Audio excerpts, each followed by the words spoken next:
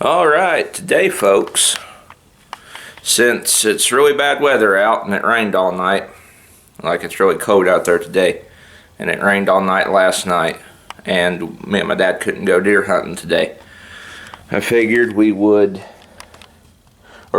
I would do my twist rate video for the M1A.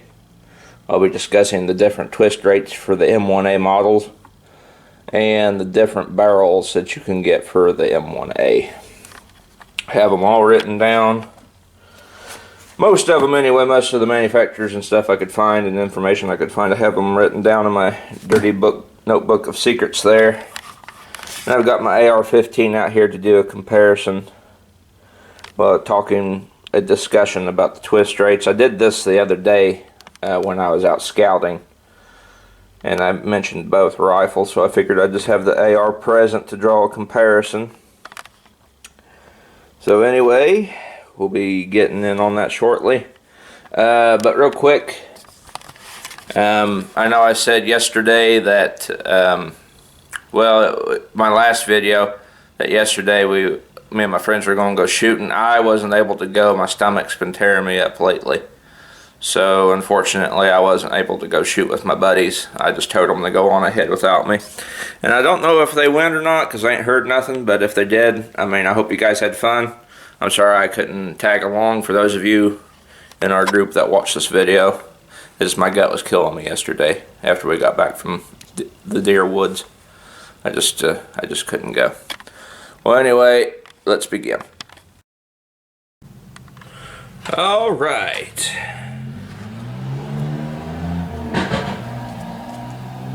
Evel Knievel going on down the road there in his rust bucket mobile. Alright, rifle twist rates for the M1A, M14. Now most of them are common twist rates, like the common, 308 diameter twist rates. And I'm pretty sure 30-06 Cereces as well. It's 110, 111 and 112. That's the three most common twist rates for the M1A. And I say common because it's not like the 1 and 9 twist rates. I think 308 they even have a 1 and 8 twist rate that you can get for M14s, M1As, I think. And then there's 1 and 8 for 6.5 Creedmoor. That's a twist rate for a 6.5 Creedmoor barrel on an M1A, but I'm going to be focusing on the 30 caliber 308 variations because that's the most common, twist rate for the M14. Because there's not many. There's only like a couple people that make a 6.5 Creedmoor M1A. Okay, so 1 in 10 twist rate. What I found through reading is that a 1 in 10 twist rate prefers heavy bullets. 308 bullets from 180 grain to 250 grain. That's what it grips the best. Although in an M1A platform, M14, 180 grain bullets is the drop-off rate. You don't want to go over 180 grain bullets in an M1A. You can shoot 180 grain bullets in an M1A, but you don't want to do it very often because what will happen if you shoot too many of them, a steady diet, as I've been told constantly, if you shoot a steady diet of 180 grain bullets, it will beat the gas system to death because this gas system can't handle it. The M1A has what's called a self-regulating gas system. And like the FNFAL, for example, it has a adjustable gas system where you turn the knob up there at the top and let more gas in or out depending on what ammo you're running. The M1A doesn't have to worry about that because it has a self-regulating gas system that can basically, from everything I've read, you can run a 110 grain bullet all the way up to 180 grain safely in the M1A. I think 110s are a little low. The recoil may not be as, the recoil definitely wouldn't be as bad with a 1 in 10 grain bullet, but I think they have cycling issues because it's not enough oomph to cycle the gas system, but they can shoot 1 in 10s, but 1 in 80 grain bullets is where you want to end on an M1A, or you will destroy your rifle. But a 1 in 10 twist will stabilize heavier bullets better from what I've read. So that would be better for like a 168 grain bullet and 175 grain bullet. And I've even mentioned in a few videos that I've done with the M1A on ammo tests, I really wish my M1A had a 1 in 10 because I could shoot the heavier bullets a little bit more accurately.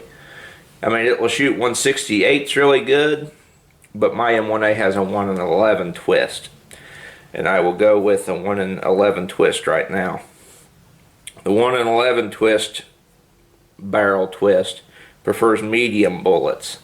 And I have found through shooting mine for 5 years, and have done a lot of reloading for it, my M1A really likes a 1 in 50 grain bullet, 150 grain bullet. It will shoot 150 grain bullets very tightly with my hand loads. And I found even with factory ammo, because I started paying attention with my factory ammo I was shooting, it was grouping 150 grain bullets really tight, like factory ammo. And that started to kind of dawn on me, and I tried a 150 grain bullet in my match reloads, and it was like one hole out at 100 yards, about every group. And I was like, wow. So 1 in 11 twist is a really good compromise, and I say that because it's and the reason Springfield Armory puts a 1 in 11 in their M1A is because a 1 in 11, as I've been saying, is a good compromise. And a lot of store-bought factory ammo that we can buy for for our 308s, regardless of what we shoot, most of the 308 ammo on the market falls anywhere from like 145 grain to like 165 grain ammo on the cheap end of ammo. The stuff that you can buy really cheap and it don't break your wallet, or you don't have to pay like $40 for a box of 20 type deal. Most cheap end budget ammo, surplus ammo is like within 145 grains to like 165. And where this dude, I mean, yes, my M1A really prefers a 150 grain bullet, 150 grain, but I've got it to shoot 147s really tight before, and I've got it to shoot like 149 grains. I mean, there's like only a grain difference, but it'll shoot 149 grain XM80C 7.62 NATO ammo out to 100 into a sub MOA group if I do my part. And it will shoot 165s really good too. It will shoot 168s really good as well. My 168 grain AMAX 308 reload performed really good. But there was some confusion there at Hornet. They said they was going to start doing away with the AMAX bullet, so I kind of freaked out and tried to find a new bullet to shoot. It also really likes 168 grain hollow point boat tails in the reloads too. It shoots them really good. So 1 in 11 twist rate 308 barrel. You kind of get some modularity with that in the medium to light grain bullet weights, and you can dip your toe into like the 168 grain bullet weight realm as well, and it does really good with that. I'm just speaking from my own experience. Of course, this is how my rifle has performed. Another M1A may not prefer the same bullets that mine does, but I'm just giving you guys a rough idea of what mine likes, so that way you can kind of figure out what your guns could shoot or the bullet weights it might like. Alright, 1 in 12. 1 in 12 is for light bullets. For light 308 bullets, from 140 grain bullets to 190 grain bullets. That's what I've read that 1 in 12 prefers. A 1 in 12 twist rate prefers lighter bullets.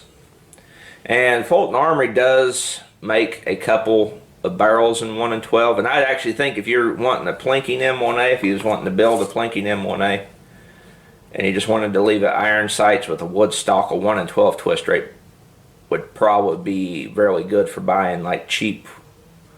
I say cheap, I'm talking like, in the old days when we could buy cheap ammo, but for cheap 308 that it's just like M80 ball, 1 in 12 twist rate would probably be really good for that, because you could buy like the cheapest 308 ammo, just like store-bought, maybe surplus 147 grain, like 145 grain, and it would probably 1 in 12 twist rate would really come in handy on an M1A, I think, for that.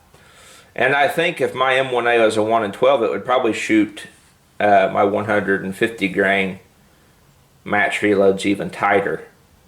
So that's the thing, the twist rate, you know, regardless of rifle, your rifle is bound by its twist rate. You got to figure that twist rate out, and I've pretty much figured out mine for the most part. But the thing is, too, on the forum where I found all this information,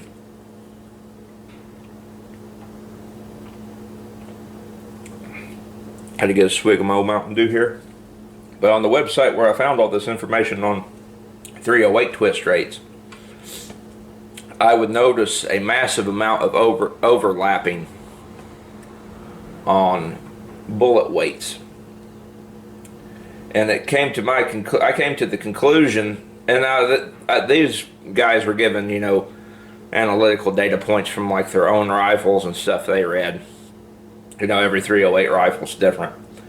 But I found, and I've seen it with this rifle too, with my M1A, is that they are not as bound, like a 308 isn't as bound to its twist rate. I mean, it is. Your twist rate will determine a great deal of how accurately your rifle will shoot. But you can kind of get away with, you know, going above or below the recommended bullet weight for your twist rate and still get really good accurate groups out at 100 yards and farther. Like my M1A's got a 1 in 11 twist rate, okay? But it will shoot like heavy 175 grain bullets. I mean, I've shot 175s through it. It shot them pretty good. I mean, I shot 180 grains, is getting 2-inch groups out at 100 yards. Now, I mean, people will be like, "Oh well, 2-inch groups isn't that good?" But yeah, it's with a 180 grain bullet, and the design of those bullets too were round nose, so that kind of played into it. But I mean, still 2-inch groups with 180 grain bullet out of a 1 in 11 twist 308 M1A at 100 yards with round nose bullets. That's pretty good in my book.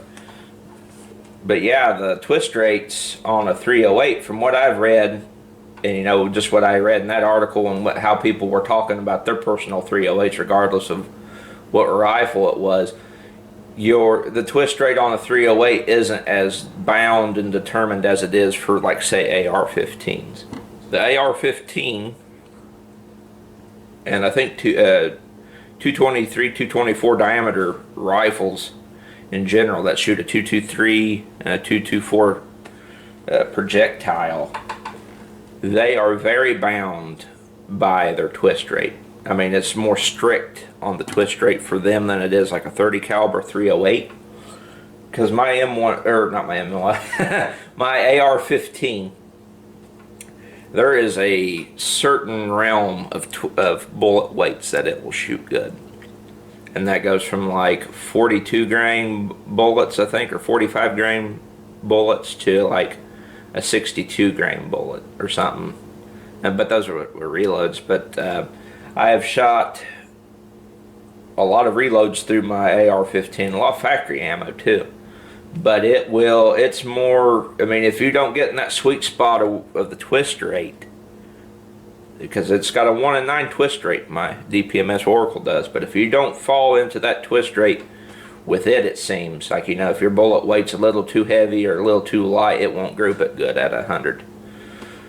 So that's a big difference that I've noticed, you know, owning these two, and I've had this one for 2 years, had this one for 5, and have shot them both significantly. The 308, you can get away with a little bit more in your twist rate with your 308 M1A. I mean, I say 308 because I'm talking general 308, but with M1A as well, I mean, I can get away with a little bit more in the grain weight with that than I can my AR-15. Now, I'm speaking just from my perspective. I'm not laying this down like it's written in stone, but that's just what I've observed between these two, and the copious amounts of different bullet weight 308 factory rounds I've run through, or well, I said 308, but factory ammo that I've run through both of them. And it just seems to me that the 308 I can get away with a little bit more in the accuracy department with the twist rate than I can the AR-15. Okay, on to barrels, the different types of barrels for the M1A. You got the 22-inch standard barrel, which is the length of this, you know, from here to here. That is a standard 22-inch barrel. That's the standard length. Now my M1A is a M1A loaded. It has a national match medium weight barrel. That means the barrel is beefier up here near the chamber, up to the op rod guide up here that runs down.